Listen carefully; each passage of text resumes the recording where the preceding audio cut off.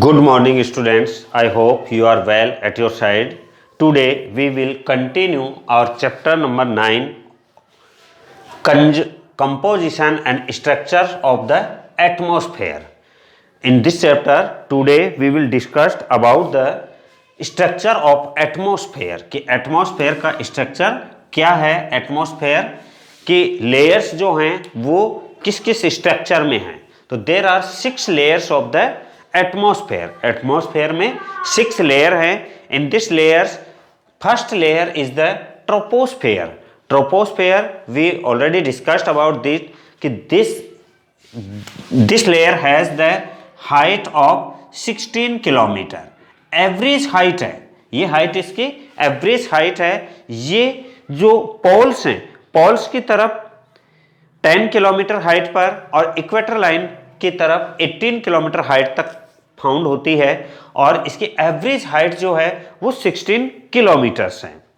यहां पर weather related जितने भी जो एटमॉस्फेरिक कंडीशंस बनती हैं वो सारी यही बनती हैं और डस्ट पार्टिकल्स जो हैं और वाटर वेपर है वो भी 90% इसी लेयर में है. और यहां पर टेम्परेचर जो है अर्थ के सरफेस से हम जैसे जैसे ऊपर जाते हैं तो 1 डिग्री सेल्सियस टेम्परेचर जो है वो 165 मीटर, एवरी 165 मीटर पर 1 degree Celsius temperature will be decrease, कम होता जाएगा. जैसे जैसे हम ऊपर जाते जाएंगे वैसे वैसे कम होता जाएगा. तो ये इसकी नॉर्मल लैप्स रेट है, टेम्परेचर की नॉर्मल लैप्स रेट है.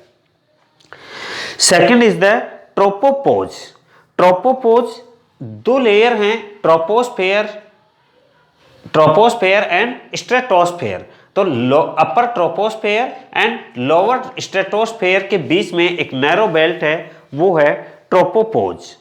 ट्रोपोपोज upper limit of troposphere separating it from stratosphere, it is called tropopause. This is a very unstable and thin layer of 1.5 kilometre thickness only.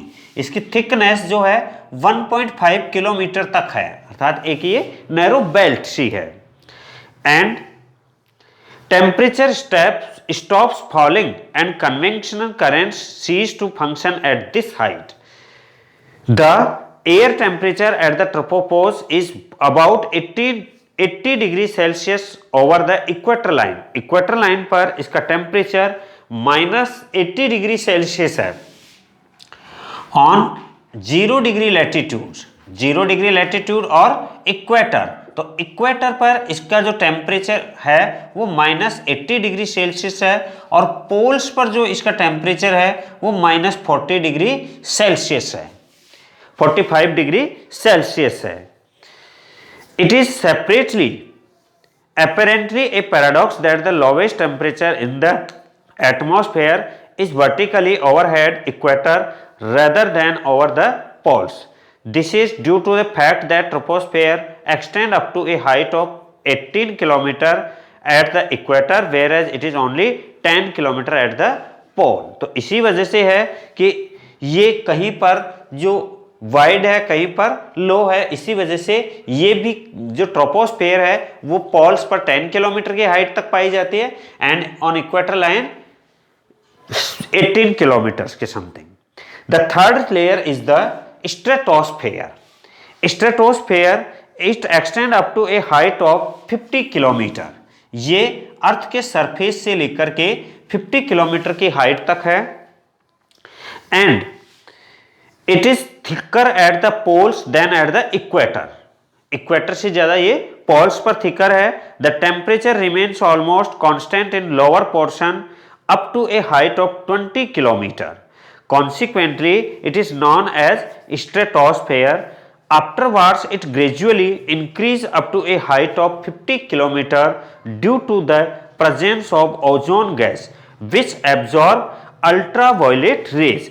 तो इस stratosphere के upper part में जो ozone की layer है वो ozone layer हमें protect करती है सन से आने वाली अल्ट्रावायलेट रेज से.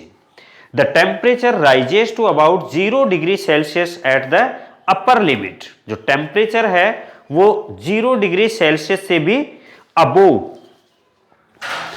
rises to about 0 degree Celsius at the upper limit of stratosphere at the level of tropopause. There are practically no clouds, convection currents, thundering and lightning, water vapors, dust particles etcetera in this layer. Weather से related कोई phenomena इस layer में नहीं होता, atmospheric कोई conditions यहां पर नहीं है. The air moves in almost a horizontal direction. Air है वो हॉरिजॉन्टल डायरेक्शन में ही मूव करती है. The upper most limit of stratosphere is called stratopause. It contains maximum ozone gas. और स्ट्रेटोस्फेयर जैसे ट्रोपोस्फेयर के ऊपर ट्रोपोपोज है, ऐसे ही स्ट्रेटोस्फेयर के ऊपर स्ट्रेटोपोज है, बट वो ओजोन गैस जो उसमें है वो ही मैक्सिमम कंटेंस है. Fourth is mesosphere. Mesosphere it lies above the stratosphere and extends from 50 to 90 kilometre. ये जो है 50 किलोमीटर से लेकर के और 90 किलोमीटर तक है. Mesosphere extends from 50 km to 90 km and its temperature decreases with height in this layer and fall down to -100 degrees 10 Celsius at the height of 80 at 90 km. Mesosphere displays high wispy cloud in high latitudes during summer due to reflected sunlight from meteoric dust particles. The upper limit of mesosphere is known as mesopause. तो यहाँ पर 50 kilometre to 90 kilometre की बीच तक ये belt है, mesosphere है. और यहाँ पर जो टेम्परेचर है वो -110 डिग्री सेल्सियस तक है. जैसे जैसे हम ऊपर जाते हैं temperature will be decrease. Next is ionosphere. Ionosphere extend from 100 km to 400 km and lies above mesosphere. Ionosphere है 100 to 400 किलोमीटर के बीच में पाया जाता है. And it contains electrically charge particles. इसका नाम भी आइनोस्फेयर है क्योंकि इसमें आयन्स पाए जाते हैं जो इलेक्ट्रिकली चार्ज पार्टिकल्स हैं, which are known as ion. Hence this layer is called ionosphere. The maximum concentration of particles occurs at 250 km. Waves transmitted from the earth are reflected back to the earth by this layer. कि यहां से जो raise हैं वो reflect होते हैं अर्थ से. And temperature again starts increasing with the height because of radiation from the sun. अब देखो यहां से ये नीचे की लेयर से या तो हम जैसे जैसे ऊपर जाते थे temperature will be decrease, temperature decrease हो रहा. लेकिन आइनोस्फेयर से अब हम जैसे जैसे ऊपर जाते हैं तो temperature will be increase, temperature increase होगा. What is the reason? The reason is the reflected rays from the comes towards the sun. जो सन से आने वाली रेज हैं वो इस एटमॉस्फेरिक एक ब्लैंकेट है, इस पर टकरा करके ऊपर से टकरा के वापस रिफ्लेक्ट होते हैं, इसलिए वहां आगे जाएंगे तो temperature will be increase. And last one is the exosphere. Exosphere the upper most layer of the atmosphere extending beyond the ionosphere above a height of about 400 kilometre is known as the exosphere.